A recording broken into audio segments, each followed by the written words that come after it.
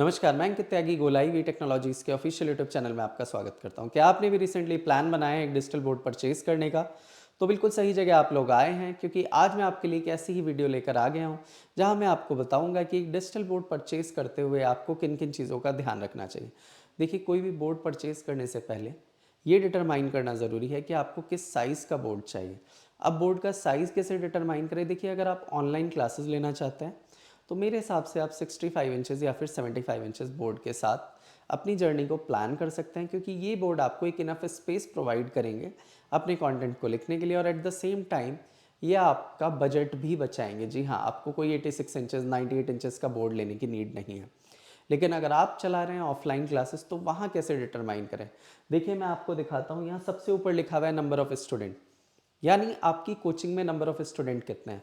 अगर स्टूडेंट्स का नंबर 20 या फिर उससे नीचे है तो 65 इंचेस का बोर्ड, 20 to 50 है तो 75 इंचेस, 50 to 100 है तो 86 इंचेस, और अगर 100 से ऊपर है तो 98 इंचेस का बोर्ड। जी हाँ, अब मार्केट में 98 इंचेस का बोर्ड भी आ गया है। बहुत ही जल्द हम भी ये बोर्ड लगवाने वाले हैं, और इस बोर्ड के दाम की बात करें तो ये आपको 3 लाख के आसपास देखने के लिए मिलता है। चलिए खैर, आगे बढ़ते हैं। अब साइज़ डिटरमाइन करने के लिए बाद जो आपको देखना है वो ये कि आपके पैनल में प्रोसेसर कौन सा है, क्वाड कोर है, ऑक्टा कोर है। और हाँ, आप ये गलती मत करिएगा जो हमारे कस्टमर ने करी। उनको हम लोग बोर्ड प्रोवाइड कर रहे थे इवोटा का एट द कॉस्ट ऑफ 97,000, वहीं अदर ब्रांड का बोर्ड उनको मिल रहा था 85,000 में।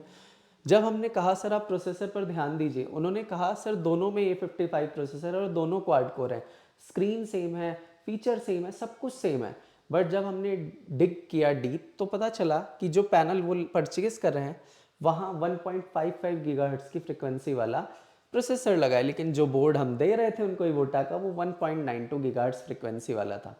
आप खुद सोचिए, फ्रिक्वेंसी ऑलमोस्ट 30% ज़्यादा है इवोटा वाले बोर्ड की।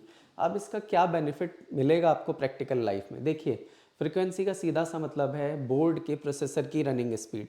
अब जितना ज़्यादा रनिंग स्पीड होगी उतना ही आपके लिए बेनिफिशियल होगा, क्योंकि लंबे टाइम तक आप ये बोर्ड चला पाएंगे। अब इसके बाद जो देखना है आपको वो ये कि आपके बोर्ड में रैम कितनी है। देखिए, आज के टाइम की बात करूँ तो मिनिमम 8 GB एक रिक्वायरमेंट बन चुकी है, क्योंकि एप्लीकेशंस का साइज़ भी बढ़ चुका है। एंड्रॉयड वर्जन भी अब एंड्रॉयड 13 और 14 मार्केट में है। इसके अलावा रोम रोम मेरे हिसाब से आपको मिनिमम 64 GB चूज़ करनी चाहिए। अब आगे बढ़ते हैं। कनेक्टिविटी ऑप्शन आपको ध्यान देना चाहिए कि वहाँ USB 3.0, USB 2.0, HDMI, touch port, RS-232 port, और इसके साथ ही VGA पोर्ट और 3.5 mm जैक की कनेक्टिविटी भी आपको मिले। और इसके अलावा वाईफाई, लैन और ब्लूटूथ भी मैंडेटरी हैं। इन सब कनेक्टिविटी ऑप्शंस को आपको अच्छे से देखना चाहिए जब भी कोई सेलर आपको ब्रोशर भेजता है अपने डिजिटल बोर्ड का। इसके अलावा नेक्स्ट मैंने लिखा है PPI। अब PPI का मतलब है पिक्सल पर इंच डेंसिटी। अब ये PPI क्या होती है, चलिए मैं आपको बताता हूँ। इसके लिए मैं मार्कर का जो साइज़ है वो थोड़ा सा बढ़ा लेता हूँ। ये देखिए, PPI का मतलब है 1 स्क्वायर इंच में कितने पिक्सल हैं। देखिए, कोई भी जो स्क्रीन होती है वो पिक्सल से मिलकर बनी होती है।